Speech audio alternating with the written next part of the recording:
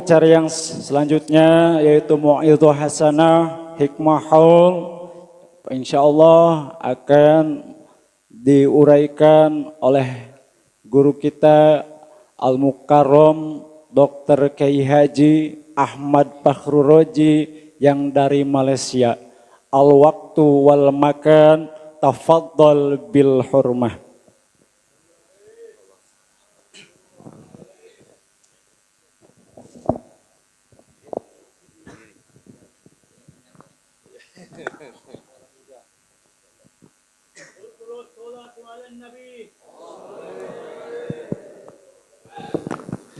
Bismillahirrahmanirrahim. Assalamualaikum warahmatullahi wabarakatuh.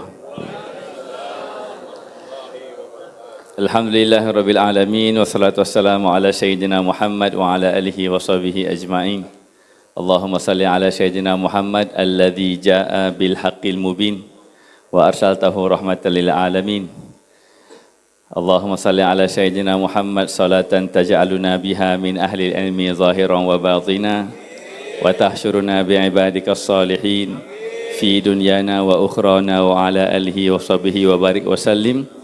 La ilaha illallah Allahu haq ya hayyu ya qayyum ya qahhar ya wahhab ya fattah ya wahid ya ahad ya samad ilahi anta maqsudi wa ridhaka matlubi a'tini mahabbataka wa ma'rifataka amantu billahi wa bima qala Allah amantu bir rasuli wa bima qala ar-rasul asyhadu an la ilaha illallah wahdahu la syarikalah wa asyhadu anna sayyidana Muhammadan abduhu wa rasuluh la nabiyya ba'dah sallallahu alaihi wa alihi wa sallama tasliman katsiran tayyiban mubarakan fih.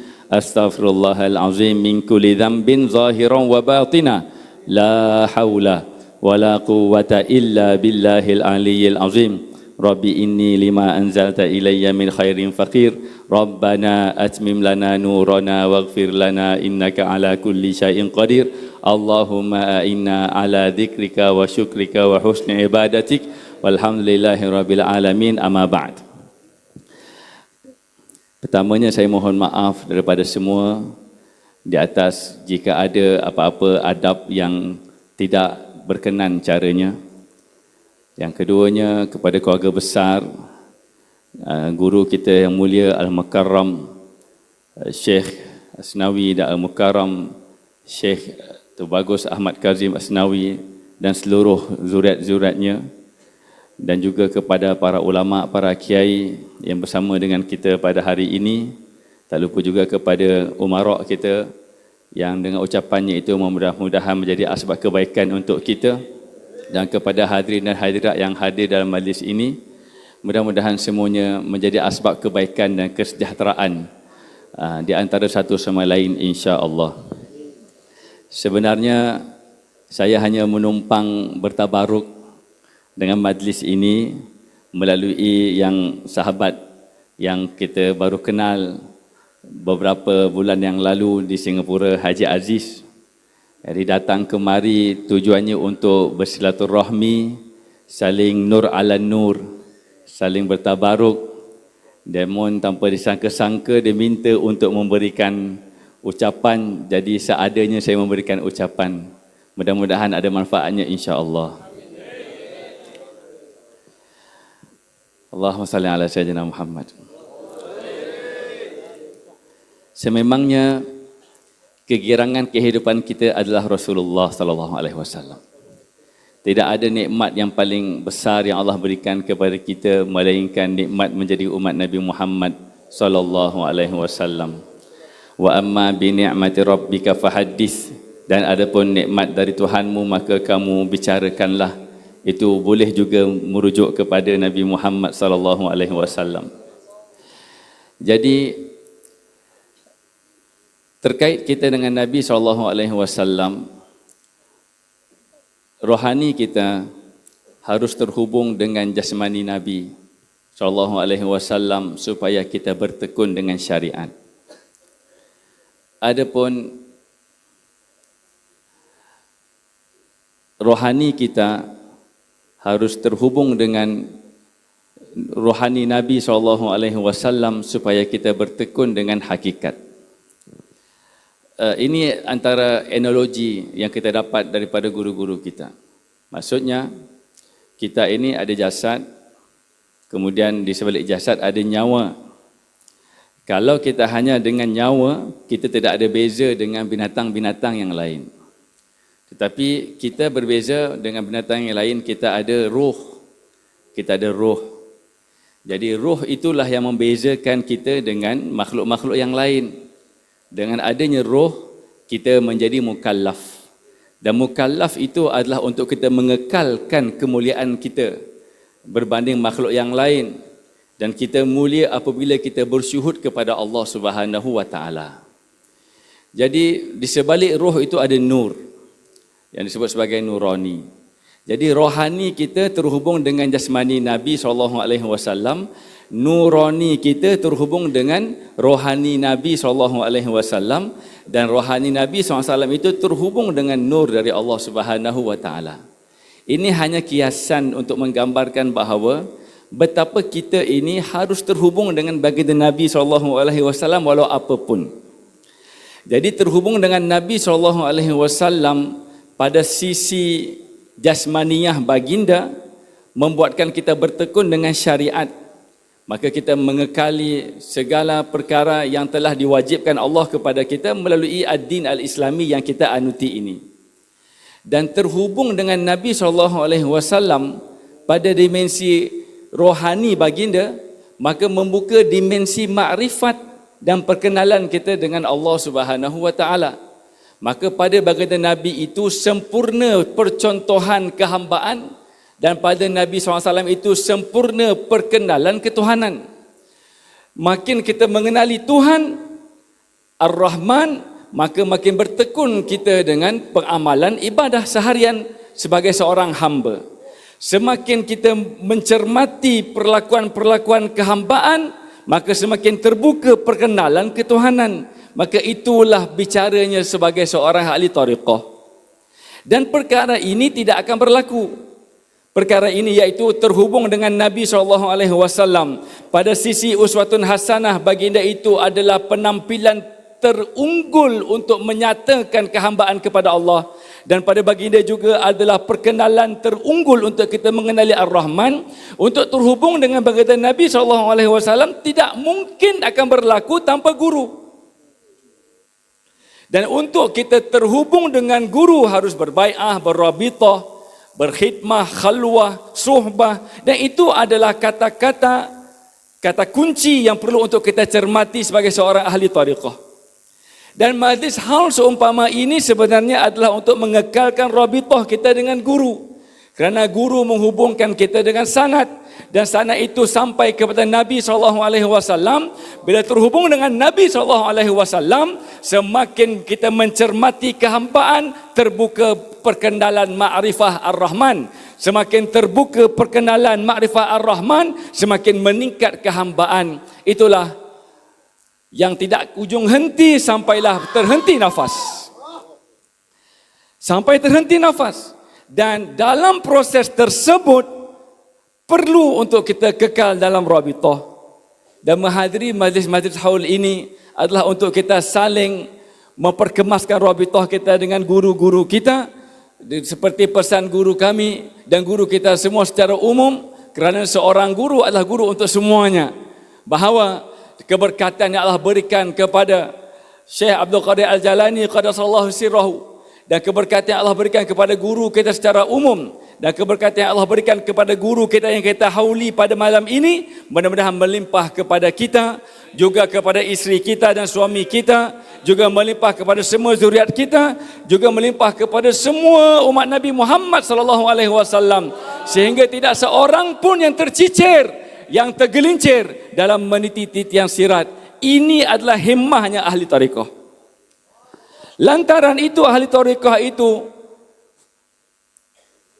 keterujaannya itu adalah untuk memandang setiap daripada manusia ini kasih baginda Nabi SAW di atas ayat Allah Subhanahu wa taala, wa'lamu anna fikum Rasulullah.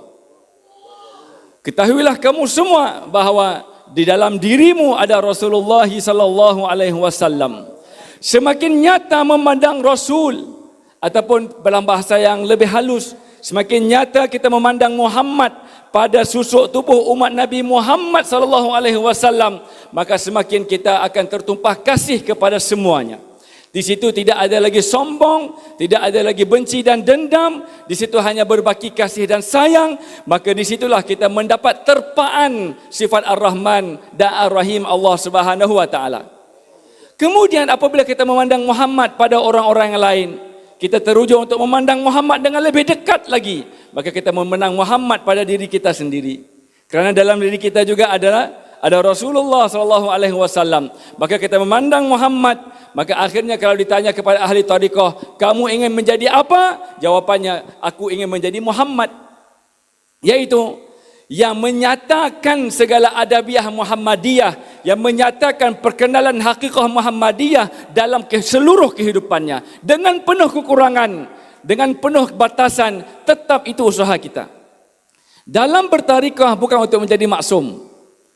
Ramai orang yang mengherdik ahli tariqah, kamu ini ahli tariqah tapi masa kamu gini gitu. Maka kalau orang yang baru koyak hatinya, hati jiwanya tisu, hati tisu terkoyak jiwanya, maka langsung berfikir, oh aku ini memang tidak pantas menjadi baik, aku ini tidak layak menjadi ahli tariqah, maka meninggalkan tariqah. Itu adalah kalam-kalam keiblisan daripada manusia yang tidak memahami erti tariqah taqarrub ila Ar-Rahman. Kita bertariqah bukan untuk menjadi maksum. Kita bertariqah untuk mendekati Allah. Kita boleh mendekati Allah dengan taat, dan kita juga boleh mendekati Allah walaupun tergelincir maksiat. Pada maksiat kita segera memandang Allah itu At-Tawwab, maka kita tetap mengharapkan pengampunan Allah. Berapa ramai yang Allah angkat martabat dirinya itu menjadi wali lantaran maksiat yang dilakukan, membuatkan terbuka pandangan At-Tawwab, terbuka pandangan Al-Ghaffar, terbuka pandangan Al-Afu kepada Allah Subhanahu wa taala, sehinggalah Allah kasihan kepada hambanya itu dan Allah memberikannya limpah kurnia Allah sehingga meninggalkan maksiat tersebut. Maka maksiat itu adalah proses yang sentiasa berjalan. Kita tidak ingin menjadi maksum, tapi pada masa yang sama harus jujur dengan Allah. Jangan sampai kita bersengaja bermaksiat.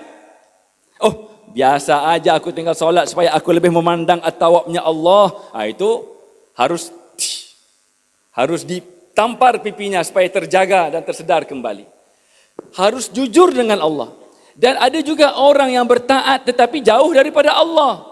Kerana berbangga dengan ketaatannya, berbangga dengan keilmuannya, berbangga dengan keturunannya, berbangga dengan zikirannya, berbangga dengan maqamat dan berbangga dengan segala kasyaf dan asrar yang Allah buka padanya, sehingga membuka kebanggaan dirinya, maka di situ tidak bermakna dia dekat dengan Allah.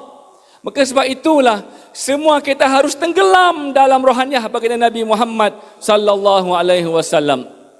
Dan untuk itu kita harus bertawassul dan bertabaruk dengan guru-guru kita. Dan alhamdulillah, mudah-mudahan Allah Ta'ala memanjangkan semua umur guru kita ini. Allah Ta'ala kekalkan mereka ini dalam kebaikan. Allah Ta'ala kekalkan semua guru kita menjadi asbab kebaikan. Dan Allah Ta'ala limpahkan segala kurnia Allah Ta'ala kepada guru kita. Allah limpahkan juga kepada kita dan semua zuriat kita, sehingga semuanya itu kembali syuhud kepada Allah Subhanahu wa Ta'ala.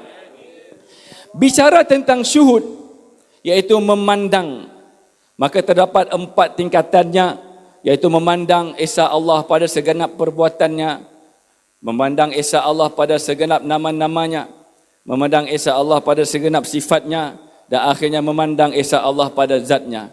Maka di situ ada satu qasidah pada menyatakan esanya wujud Allah Subhanahu wa taala. Cuma saya kurang pasti sesuai atau tidak saya mengalunkan. Macam mana Mbah? Sesuai dialunkan atau tidak? Tapi suara saya tidak seenak yang kori kita tadi. Tapi belum tentu. Tidak seenak tapi belum tentu. Dan ini adalah gurindam-gurindam pada menyatakan kenikmatan. Bagi yang memahami sifat ma'ani dan sifat salbiyah, gabung jalin kemesraan sifat ma'ani dan sifat salbiyah membuatkan keluarnya satu kata-kata, iaitu dekat tidak bersentuh, jauh tidak berjarak. Itu gabung jalin kemesraan. Sehingga akhirnya dengan mata hati kita, kita teruja memandang esanya Allah. Dan bila kita teruja memandang esanya Allah, tanpa membagaimanakan zat Allah, maka akan menerpa tempiasan sifat Allah Ar-Rahman Ar-Rahim ke dalam diri kita. Maka disitulah kemanusiaan yang sebenar. Tidak ada yang bersifat kemanusiaan melainkan orang tasawuf. Kalau ingin mendapatkan kemanusiaan yang sebenar, harus bertarikah. Dan kita berada dalam ranah tarikah ini, mudah-mudahan Allah kekalkan kita dan semua zuriat kita di sini. Walau bagaimana lemah pun istiqamah insya-Allah. Usah lari mengejar bayangmu, henti langkah jika kau sedar, tunduk bersimpuh hadap dirimu. Dirimu adalah bayangannya. Jangan tempuh sempadan laisa, pasti langkahmu akan tersasar. Pandanglah alam juga dirimu, semua ternyata wajahnya. Wujudku bayanganmu, wujudku wajahmu, wujudku bayanganmu, wujudku wajahmu. Bukan aku dirimu, ku sekadar ceritamu. Bukan aku dirimu, ku sekadar ceritamu. Kau tiada pada si buta, kau nyata pada yang tahu.